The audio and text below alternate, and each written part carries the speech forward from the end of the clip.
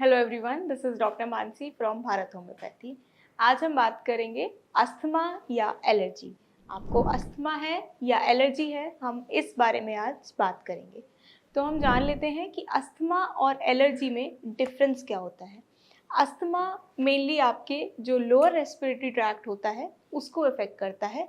आपके जो लंग्स होते हैं, जो आपके ब्रोंक्यूल्स होते हैं, जो एल्वुलर सेक्स होते हैं, उन सब में दिक्कत आती है। उनमें स्वेलिंग आ जाती है, वहाँ पे नैरो हो जाता है एयरवे, जिसकी वजह से एयरवे का पैसेज होता है इन और आउट, उसमें दिक्कत आ जाती है, जिसकी वजह से हमें सांस लेने में दिक्कत होने लगती है। और जहाँ अगर हम बात करें एलर्जी की, तो एलर्जी हमारे अपर रेस्पिरेटरी ट्रैक्ट को अफेक्ट करती है, मेनली हमारे ट्रैकिया को या फिर नोज़ को या फिर हमको कह लें थ्रोट को। अपर रेस्पिरेटरी ट्रैक्ट जब अफेक्ट होता है मेनली वो एलर्जीज़ की वजह से होता है।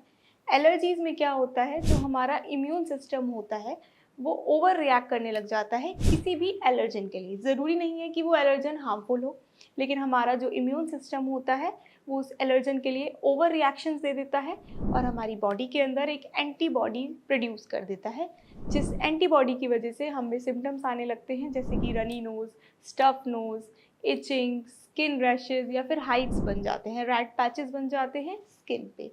तो ये होती है एलर्जी। लेकिन अगर आपको अस्थमा है तो एलर्जी अस्थमा को ट्रिगर कर सकती है। अगर आप कोई भी एलर्जन आपके अंदर जा रहा है, भले ही वो हार्मफुल नहीं है, लेकिन फिर भी अगर आपको अस्थमा है तो वो ट्रिगर हो सकता है। तो बेसिकली ये डिफरेंस होता है एलर्जी और अस्थमा में। लोग इसको नहीं पहचान पाते हैं कि हमें अस्थमा है या एलर्जी है। ये जानना बहुत ज़रूरी है कि आपको एलर्जी है या अस्थमा है, क्योंकि उसी हिसाब से आपको अपना मैनेजमेंट और ट्रीटमेंट लेना चाहिए। लोग जनरली एलर्जी को अस्थमा सोच लेते हैं और अस्थमा को एलर्जी, लेकिन ऐसा नहीं है। अब हम बात करते हैं कि एलर्जी और अस्थमा में होम्योपैथिक मेडिसिन क्या करती हैं। अगर आपको एलर्जी है किसी भी चीज़ से, कोई भी ऐसी चीज़ है जिससे आपको एलर्जी हो रही है, उसके अगेंस्ट आपकी बॉडी में एंटीबॉडीज़ बन रही हैं, तो अगर हम जब होम्योपैथिक मेडिसिन लेते हैं वो हमारे इम्यून सिस्टम को रेगुलेट करती हैं या कह लीजिए मॉड्यूलेट कर लेती हैं कि वो उस एलर्जन के अगेंस्ट ओवर रिएक्शन ना दे। वो हमारे इम्यून सिस्टम को न्यूट्रल करती हैं। इस तरीके से होम्योपैथिक मेडिसिन एलर्जीज़ में वर्क करती हैं। अगर हम वहीं बात करें अस्थमा की, तो अस्थमा में मेनली क्या होता है, जो हमारा एयरवे होता है वो इन्फ्लेम हो जाता है, वहाँ पे जो एयर पैसेज है वो नैरो हो जाता है, जिसकी वजह से हवा इन और आउट होने में बहुत ज़्यादा दिक्कत होती है। तो जब हम कोई भी होम्योपैथिक मेडिसिन, होम्योपैथिक ट्रीटमेंट लेते हैं, तो जो हमारे एयरवेज की इन्फ्लामेशन होती है वो धीरे धीरे कम होने लगती है।